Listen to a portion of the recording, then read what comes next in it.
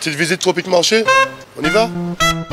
Alors on a le rayon jus, avec les sirops, tout ce qui suit. On a des ignames blanc, igname France, igname jaune, avocat, patates douces, des cives, persil, bananes, christophine, riz, haricots, la pâtisserie, le poisson, le lambi, attention, et les boudins, les acras. On va parler un peu des épices, boudin, sauce chien, grenat aussi, colombo, pâte à colombo, sauce colombo et tous nos fameux piments aussi, des vrais piments. Chez Tropique Marché, on vous attend, on vous accueille, on est ouvert. Tout est là chez Tropique Marché. C'est bien des autres, venez qu'à Tropique Marché. On vous attend. Hexagone, actualité. Au 3 News, nous sommes sur tous les terrains. 800 000 Daumiens en Île-de-France et les associations aujourd'hui qui essaient d'activer un petit peu, de faire tout pour que les ultramarins puissent mieux vivre dans l'Hexagone. Et à l'initiative de Jocelyn Boisdur, quelqu'un qui fait énormément dans le monde du sport, eh bien, il a invité de nombreuses associations aujourd'hui lors de déjeuner pour discuter, pour faire avancer les choses. Je vous propose de regarder les débats. Vous allez voir, c'est assez impressionnant puisque nous avions Alex Uri, que vous allez voir à l'image, qui était avec nous, et que nous avons eu quand même un dialogue assez positif sur tout ce qui concerne les ultramarins dans l'Hexagone, ou parfois leurs difficultés, parce que ils vivent pas toujours des moments toujours faciles, mais grâce à ces associations, et puis surtout, on a relevé quelque chose, ce qu'il va falloir préparer la relève avec des jeunes qui sont des nouveaux présidents d'association. On a vu également le président de l'association la Grande Vigie que je reconnais, et c'est très important. Évidemment, Jacques Ambrosio est là avec le président de l'association d'Acola, notamment notre ami Silo, Freddy Loiseau, qu'on n'a plus besoin de présenter, mais c'est important pour nous de montrer un petit peu. Mais vous allez voir, à travers les débats, il y a beaucoup de choses qui ont été soulevées et qui montrent qu'effectivement, les ultramarins, nous sommes 800 000, mais il va falloir quand même qu'on s'en occupe, et peut-être, grâce à ces associations, eh bien, il va falloir faire un travail d'envergure pour que ces ultramarins puissent mieux vivre dans l'Hexagone. 800 000, ça représente quand même les deux régions, Guadeloupe-Martinique, à peu près. Alors, messieurs, on est dans le repas des sages ici. C'est-à-dire, il y en a quelques années, on avait déjà organisé le dîner des sages.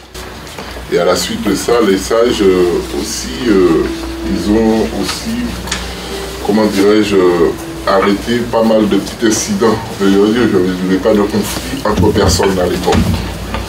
Ça, il faut souligner ça. Et de là, on a plus ou moins gardé les gens qui sont ici autour de la table. Ce sont des acteurs de notre vie, de notre vie ici, de la communauté, qui ont fait des choses, qui ont fait des belles choses, qui peut-être aussi connues ou pas connues. Mais c'est une manière aussi d'avoir une forme de considération pour eux, parce que dans la mesure que peut-être on a vu, lorsqu'on fait le bilan de la communauté ici, peut-être on va dire on a quand même pas mal de retard à combler envers d'autres communautés.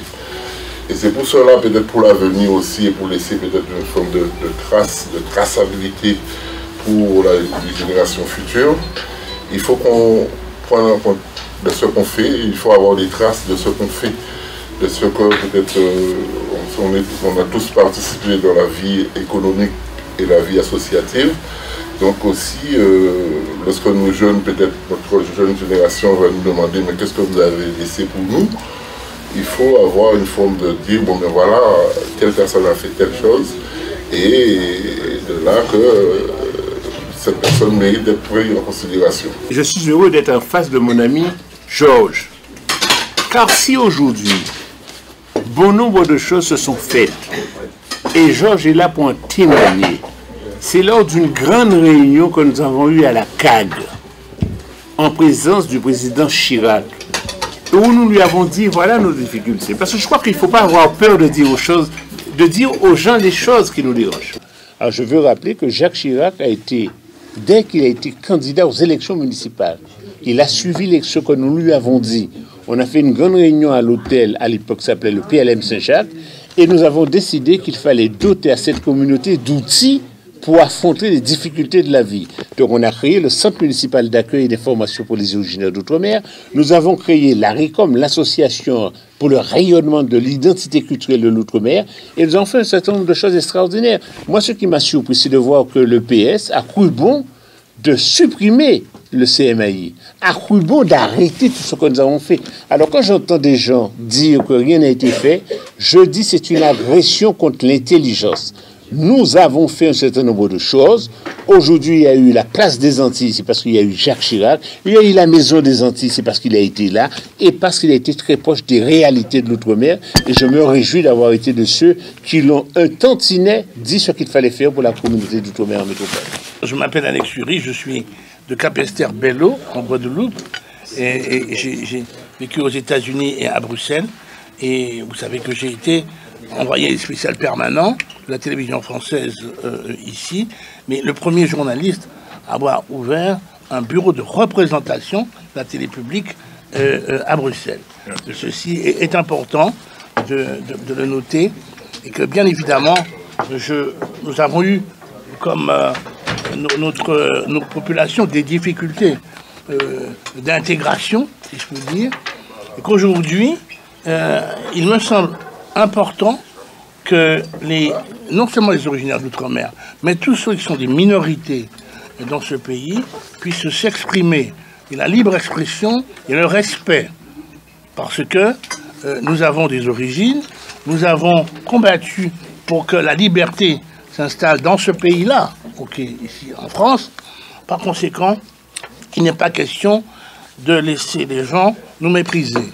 Ça fait déjà quelques temps que j'habite en métropole et puis je suis très active dans le milieu associatif, notamment dans une association Madi et Kera qui défend la culture du quadrille, le quadrille sous toutes ses formes, le quadrille de la Guadeloupe. Je danse aussi la haute taille, biguine, mazurka, voilà. Et puis, comme a dit René, je suis très active sur les réseaux sociaux. Parce que j'aime bien partager en fait, partager ce que je vois, ce que je vis, pas seulement au niveau de la musique, au niveau des manifestations, mais ça peut être aussi partager le savoir-faire des artisans. Quand je vais aux Antilles, en Martinique ou en Guadeloupe, j'aime bien que le travail des artisans soit mis en valeur. Je trouve que c'est pas assez mis parfois en valeur par la population elle-même.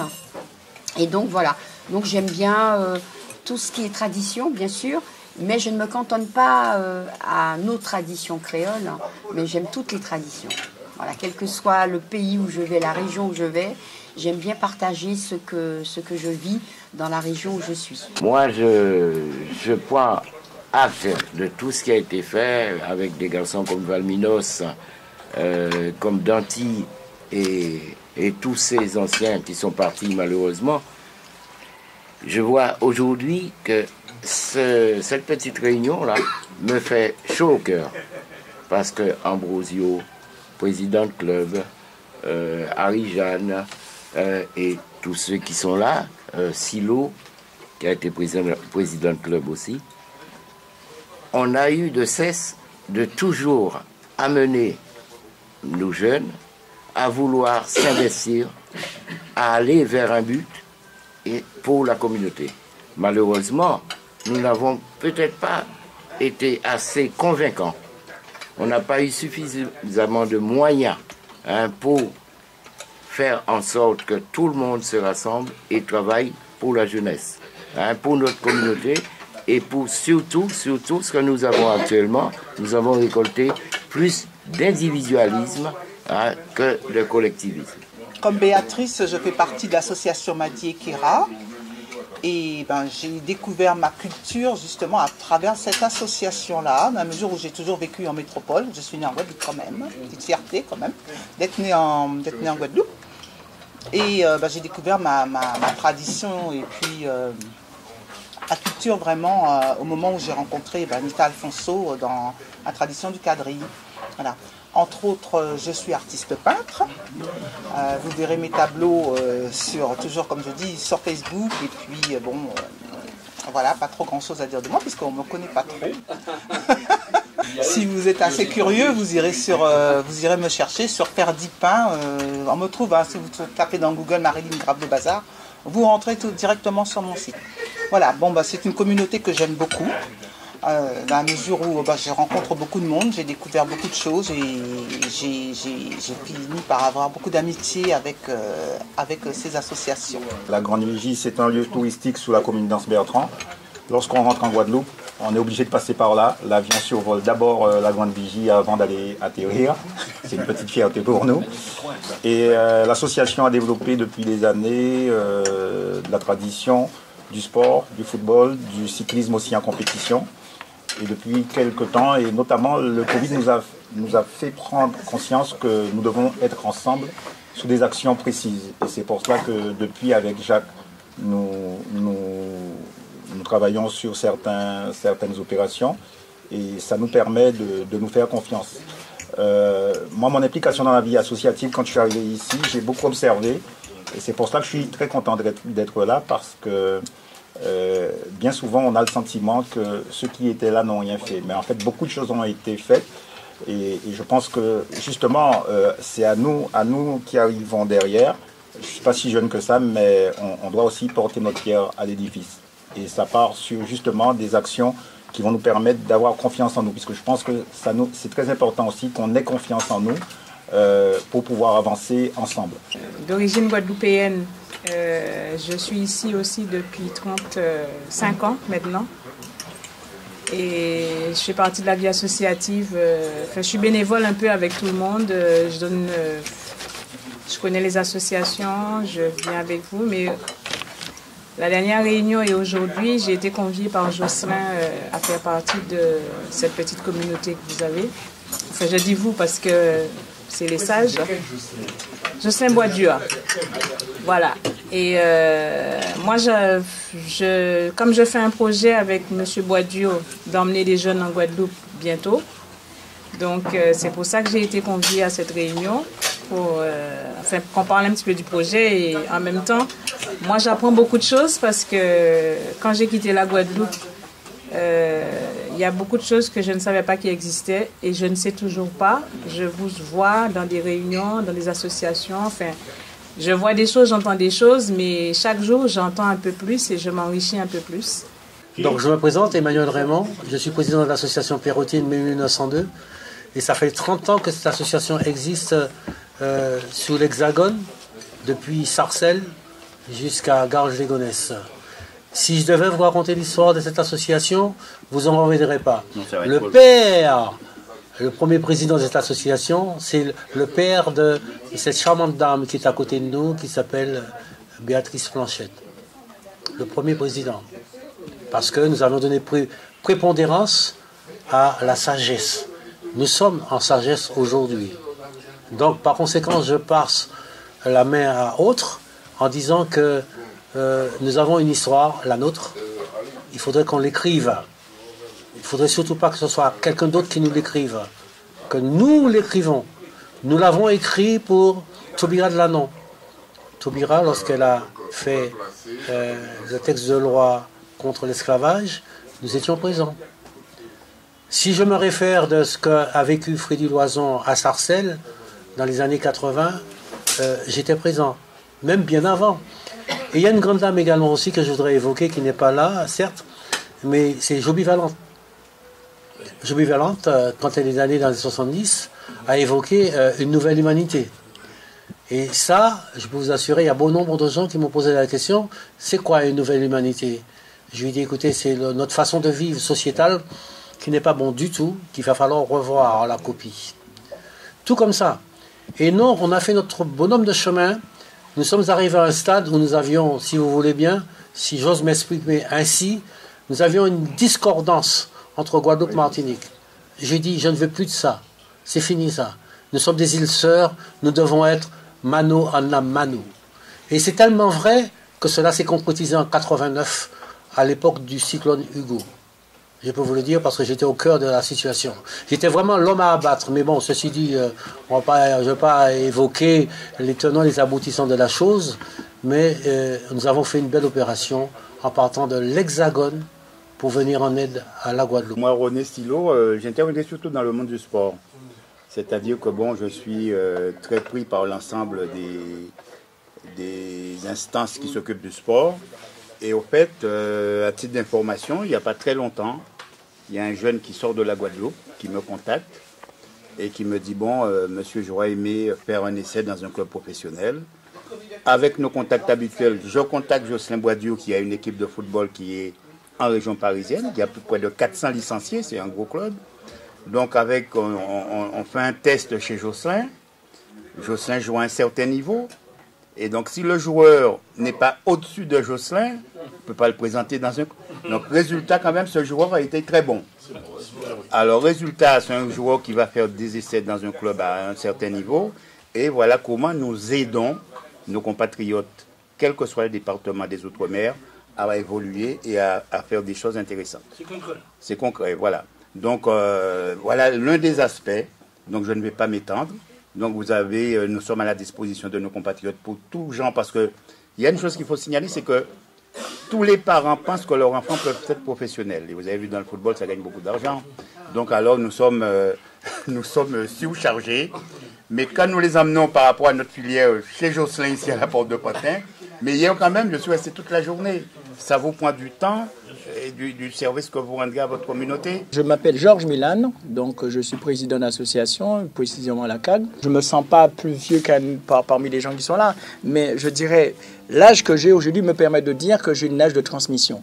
J'ai une âge de dire qu'aujourd'hui, voilà tout ce que nous avons fait, voilà tout ce qu'on a mis en place, comment faire en sorte que tout cela puisse devenir quelque chose de positif et de palpable. Moi, j'aime bien dire de palpable. Et qu'est-ce qu'on dit palpable? Qu'est-ce qu'on peut mettre en place? Qu'est-ce qu'on peut faire entre les gens qui sont sur cette table? Qu'est-ce que nous avons ensemble que nous puissions dire qu'on peut travailler? Donc, je crois que chacun d'entre nous aujourd'hui doit prendre conscience que nous devons laisser quelque chose pour nos enfants et nos petits-enfants. Je dirais même moi aujourd'hui qu'il y a des grands petits-enfants. Donc, il faut effectivement qu'on laisse quelque chose pour eux et de dire comment... Pas comment qu'on va faire, parce que nous avons des éléments. Moi, souvent, quand on vient de me dire, je me dis, oh, on fait une réunion pour parler du problème d'Antillais, je dis, attention, ça c'est bon là maintenant. Ça fait un petit moment qu'on connaît déjà nos problèmes. Nous savons ce que nous avons. Nous savons comment que nous pouvons régler les choses. Est-ce qu'on est prêt à nous faire confiance? Est-ce qu'on est prêt à travailler ensemble? Je pense que c'est cela qu'on doit mettre en place en premier abord et par la suite y aller. Et vous savez que moi, pour ne pas me nommer, mais... j'ai particularité de me retrouver dans des engagements politiques. Pour les gens qui me connaissent, ça très bien. Je suis un homme engagé politique depuis déjà un petit moment. Mais il y a une chose que je sais, je dirais. J'ai compris comment ça se passe là-dedans. Parce que je suis arrivé là-dedans, j'ai compris ça se passe. Parce que je n'ai pas été né dans une cuillère en argent dans ma bouche en faisant la politique. J'ai pris des engagements. Je me suis engagé avec Emmanuel, avec d'autres encore à l'époque. Et ce que je n'ai pas dit, c'est qu'on avait créé un parti politique. MNH, et puis après on a créé la RDC, et à la sachant que moi j'avais une carte politique au niveau national. 30 secondes. Et ça ne m'empêche pas, à l'époque, de travailler avec mes amis ici présents, avec MNH et l'autre, pour imposer certaines choses. Donc je pense que si on a pu faire ça il y a pratiquement plus de 30 ans, on peut encore faire certaines choses. Juste que je suis Georgette, et en ce moment je fais un petit peu de tout à l'association, à la ACHSL, Association culturelle et sportive de l'hôpital Saint-Louis. Super. Donc on essaie de se maintenir, on se bat. Quelles sont les spécialités en sport? Alors, on a une équipe de football. D'accord. On fait essentiellement là, parce qu'avec... on a perdu notre président, enfin on a perdu entre guillemets, il a décidé de continuer sa vie et il est parti du jour au lendemain vers les Antilles. Il a fait un retour aux sources. Donc on s'est vraiment retrouvé un petit peu lâché à nous-mêmes. Parce que, comme je vous ai entendu parler de transmission, c'est quelqu'un qui a toujours été présent, qui était là jour et nuit pour l'association, mais qui n'a pas pensé à la transmission. Et du jour au lendemain, on s'est un petit peu retrouvé livré à nous-mêmes. Voilà, concombre sanguin, c'est le cas de le dire. Bon, moi, à la limite, comme c'est essentiellement au départ des gens de l'hôpital Saint-Louis, donc je le connaissais depuis très longtemps, j'ai travaillé avec lui sur plusieurs aspects, et puis... un moment sur l'aspect trésorière de l'association. Tout à fait. Alors, ça tombe bien que madame parle dans ce sens-là, parce que le rôle social que joue une association sportive dans les entreprises, par rapport aux ultramarins, c'est quelque chose d'extraordinaire. Oui, et lorsqu'on arrive à le développer, ça m'est arrivé à la RATP, si bien qu'à un moment donné, l'US Métro Dom-Tom a été l'une des meilleures équipes, vous vous souvenez, mais cela ne tenait pas que du football, il y avait tout un ensemble, et où Guadeloupe et Martiniquais, c'est un seul. Jusqu'à maintenant, quand nous, Guadeloupe et Martiniquais de l'US Métro Dom-Tom se rencontrent, on se fait la bise. Non conforme. On se fait la bise. C'est vraiment extraordinaire. Donc le rôle social que justement l'association sportive joue dans une entreprise, c'est quelque chose qu'il faut prendre en considération. En tout cas, bonjour à tous. Et puis bon, merci d'être là ensemble avec nous. Je vais surtout féliciter M. Balthus parce que je ne l'avais pas vu depuis longtemps.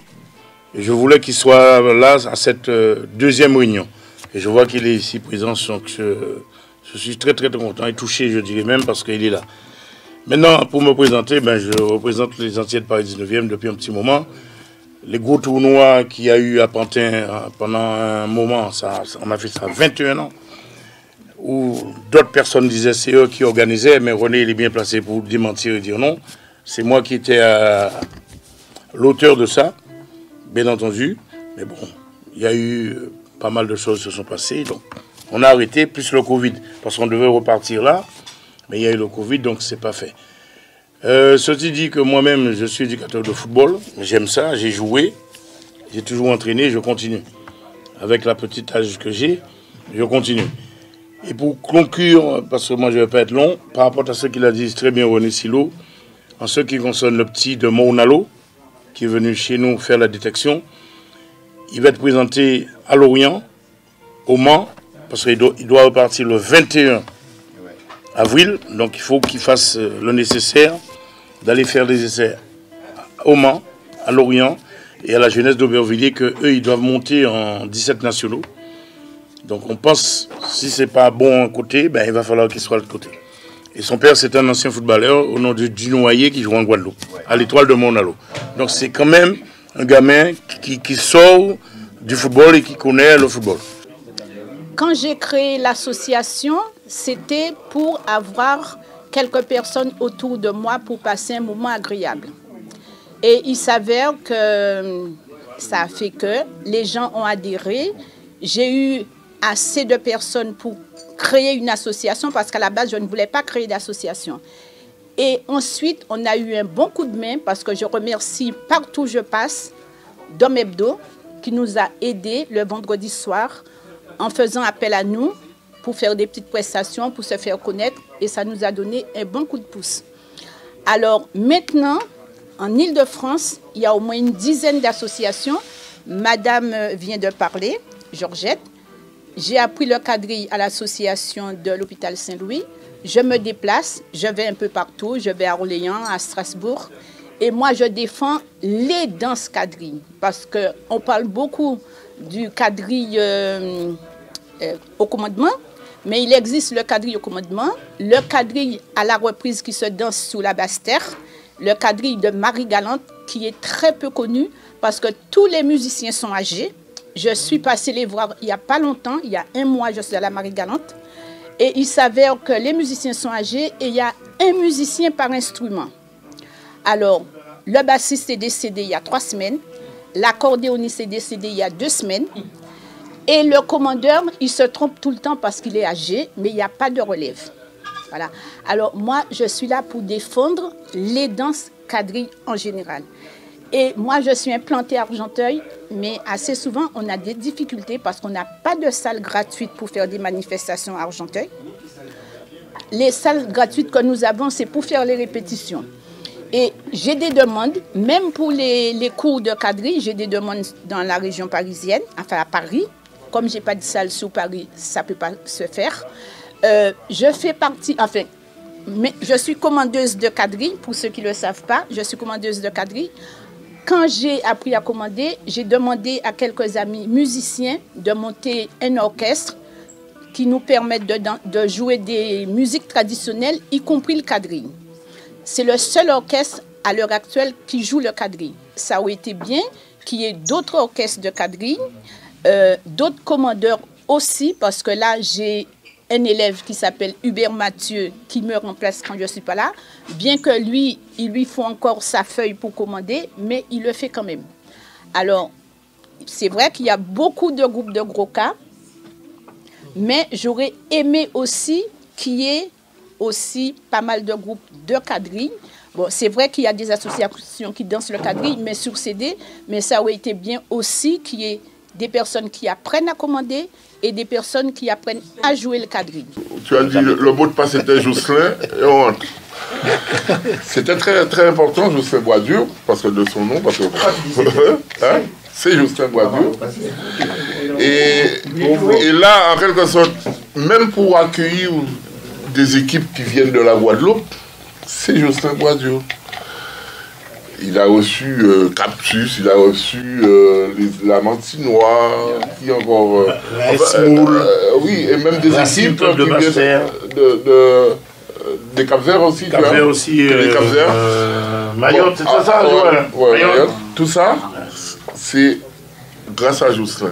En passant par Jocelyn, on a cette facilité d'avoir un terrain de football, une infrastructure vraiment adéquate. Vous voyez, on est dans une structure quand même assez grande. Il y a des tribunes, il y a le terrain de football, il y a des terrains de gymnase, il y a des terrains d'athlétisme, il y a tout et tout.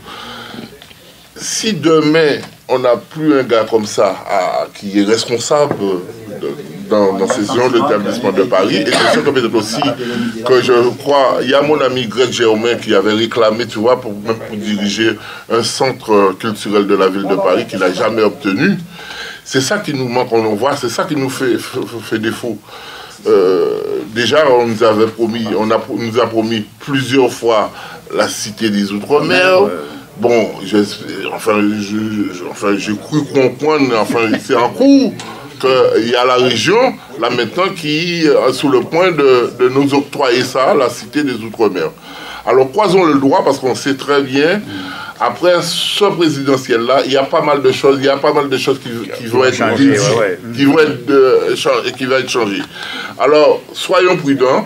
Si à chaque fois que les hommes politiques nous amènent en bateau comme ça, on ne va rien arriver. Il faut que nous, nos compatriotes, nous prenons en main. Nous sommes des responsables. Nous savons faire. Ça fait combien de temps qu'on est ici? On a appris. Et là maintenant, on peut faire pour nous-mêmes. Et toute chose qui va être faite pour nous, ce ne sera pas pour nous. En dehors de nous. Tout ce qui est fait pour nous, par les autres. Sans nous, c'est pas pour nous. C'est pas pour nous. Voilà. Voilà. Au nom de nous. Voilà. Aujourd'hui, quand on voit, je vous ai parlé d'Ernest Chenière. Ernest a été celui, il y a 35 ans, qui a dit aux gens, attention, ça va être un grand danger, cette histoire de voile. Cette histoire... Mais on s'est foutu de lui, parce que c'est un nègre qui a dit ça. Oui, bien sûr. Et aujourd'hui, on se rend compte que c'est un grand problème en France. Bon. On vient, là maintenant, tu entends, moi j'écoute régulièrement RFI. Ça fait des années qu'on annonce. Mais qui savait que Dubois était un Martiniquais? On s'est gardé de le dire. Donc c'est-à-dire que nous avons un grand problème. Il a fallu que la petite qui est sélectionnée à Lyon puisse en parler pour qu'on puisse prendre conscience que Dubois est un journaliste martiniquais. Donc c'est-à-dire que tout est caché, ok? Alors ce que tu dis est fort juste. Là maintenant le problème c'est de savoir, et c'est là où je m'adresse à notre ami et Jacques Ambrosio, il faut que tout un chacun prenne ses responsabilités. Si c'est pour se voir autour d'une table, déjeuner et partir consciemment, c'est pas bon. Donc il faut qu'aujourd'hui, que ce comité des sages que Jacques appelle de toutes ses forces, et il faut la réaliser, parce que je rejoins totalement ce que dit notre ami, nos amis, il faut qu'il y ait des jeunes qui prennent conscience de cela, il faut que nous puissions dénoncer ça avec force, c'est pas normal ce qui t'arrive. Outremernews.fr, le site de l'actualité Outre-mer, 24 heures sur 24 et 7 jours sur 7. Retrouvez la chaîne Outremer News sur YouTube.